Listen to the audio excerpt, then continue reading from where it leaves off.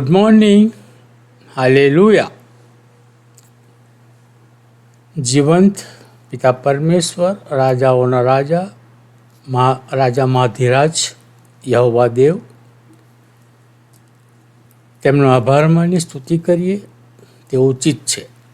અને તેને લઈને આપણે રોજ એક બાઇબલમાંથી એક અધ્યાયનું વાંચન કરીએ છીએ.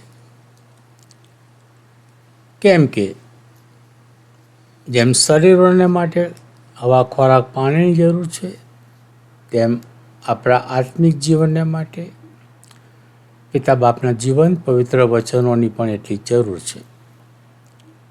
અને આ કાર્ય અમે કરી રહ્યા છીએ કે પિતા બાપના નામને માન, મહિમાને ગૌરવ મળે. તો તમારા સહસહકારની અપેક્ષાએ આપ સર્વને વિનંતી કે તમે અમારી ચેનલને સબસ્ક્રાઈબ કરો, તમારા ગ્રુપ કે મિત્ર વર્તુળમાં શેર કરો અને સાથે સાથે લાઈક પણ અવશ્ય કરો. તમે સબસ્ક્રાઈબ કરશો તો સૌથી પ્રથમ જ્યારે પણ નવો વિડીયો અમે લોડ કરીશું તો તેનું નોટિફિકેશન તમને મળી શકશે. તો ચલો આજના વચનોમાં જઈશું. અને આજના વચનો ગીતશાસ્ત્રનું પુસ્તક અને તેનો 93મો અધ્યાય છે. ટૂંકી પ્રાર્થના કરીશું અને આજના વચનોમાં જઈશું. પ્રાર્થના કરીશું. હે આકાશવાસી, અમારા પ્રેમાળ ઈશ્વર પિતા, અમે તમારો પુષ્કળ આભાર માનીએ છીએ. બાપ, તમે દયાળુ ને કૃપાળુ એવા પ્રભુ મળ્યા છો, જીવંત પ્રભુ મળ્યા છો, એના માટે પણ અમે તમારો પુષ્કળ આભાર માનીએ છીએ. હા બાપ, અત્યારે તમારા વચનો તરફ જઈ રહ્યા છે, ત્યારે તમારા વચનો પર પુષ્કળ આશીષ અને તમારી કૃપા આપજો. અમારા પાપ ગુણના પ્રદોની ક્ષમા માગતા અમે જે કંઈ માગ્યું તમારા વહાલા દીકરાના નામથી માગીએ છીએ. સાંભળો ને સ્વીકાર કરજો બાપ. આમીન. ગીતશાસ્ત્રનું પુસ્તક અને તેનું 93મો અધ્યાય. ઈશ્વર રાજા છે, યહોવા રાજ કરે છે, તેમણે મહત્વ ધારણ કર્યું છે. યહોવાએ પોતાની કમરે પરાક્રમ બાંધ્યું છે, વળી ખસેડાય નહીં તેમ જગત સ્થિર કરવામાં આવેલું છે. તમારું રાજ્યશાન પુરાતન કાળથી સ્થપાયેલું છે, તમે અનાદિકાળથી છો.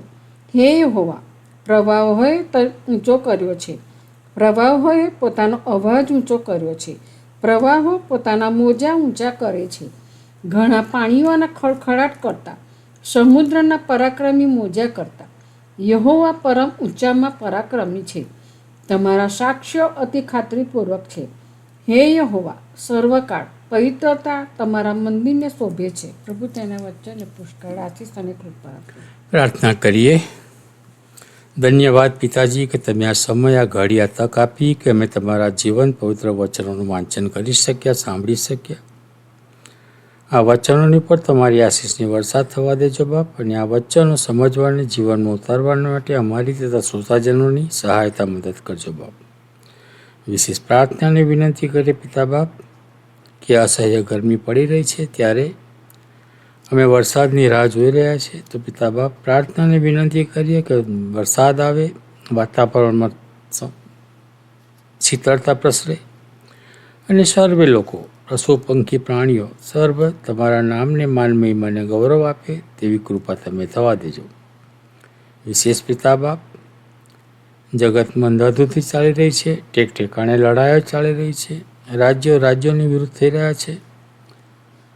ત્યારે પિતા બાપ, અમે જાણીએ અને સમજીએ કે તમારું આવવું ખૂબ જ નજીક છે, પણ આ સઘળા વાનાઓથી અમે નાસીપાસ ન થઈએ, અમે ગભરાઈ ના જઈએ, ડરપોક ના બનીએ, પણ અમે મજબૂત બનીને ખડકસમ ઊભા રહીએ અને તમારા માર્ગોમાં ચાલીએ, તમારા નામને વળગી રહીએ. તેને માટે અમે તમારી કૃપા માંગી લઈએ છીએ. વિશેષ પ્રાર્થના અને વિનંતી કરીએ પિતા બાપ કે ગરીબ અનાથ વિધવાઓની સહાયતા મદદ કરો બાપ. જે બીમાર છે, ઘણા હોસ્પિટલોમાં છે, ઘણા ઘરોમાં હશે, ત્યારે પિતા બાપ, આવા તમામ બીમારોને તમારા ઘાયલ તંદુરસ્ત હાથ વડે સ્પર્શો અને તેઓને સંપૂર્ણ સાજા પણ મળે એવી કૃપા તમે થવા દો. અને આ સઘળા લોકો તમારા નામને માન, મહિમાને ગૌરવ આપે તેવી પણ અમે કૃપા માંગીએ છીએ બાપ.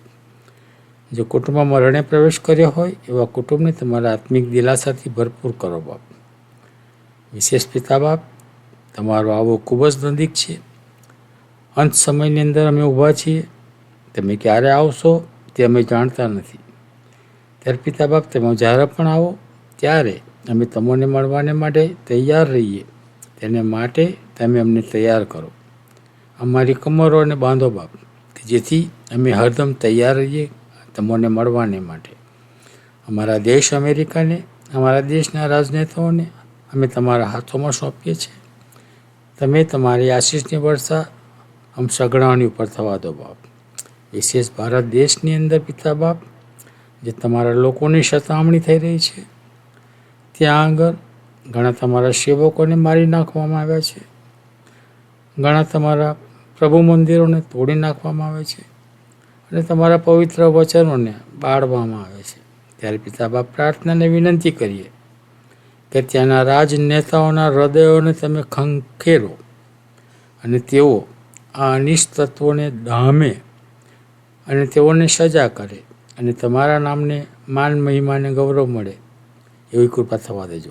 જે આવા કૃત્ય કરી રહ્યા છે તેવા લોકોના હૃદયોને તમે પણ પિતા બાપ ઢંઢોળો અને તેઓના હૃદયોને પલટો. તેઓ તમારા બાળકો બને, તમારા નામને માન, મહિમા અને ગૌરવ આપે એવી કૃપા પણ અમે તમારી પાસે માંગીએ છીએ. અમે પાપી મનુષ્ય છીએ. અમારાથી જાણે અજાણે ઘણા પાપો થાય છે. ત્યારે પિતા બાપ, અમારા પાપોની ક્ષમા માંગતા અમે અમારી આ સઘળી અરજો ગરજો વિનંતીઓ તમારા પુત્ર, અમારા મધ્યસ્થી ઈસુ મસીહ, જે કાળબાઈના પહાડ પર બિંધાયા, ક્રૂસે ચડાયા, લટાયા, ત્રીજે દિવસે પુનરુત્થાન પામ્યા, તેમના મીઠા અને મધુરા નામ તમારી સમક્ષ લાવીએ છીએ. સાંભળો અને તેને માન્ય કરો પિતા. આમીન. આમીન. આમીન.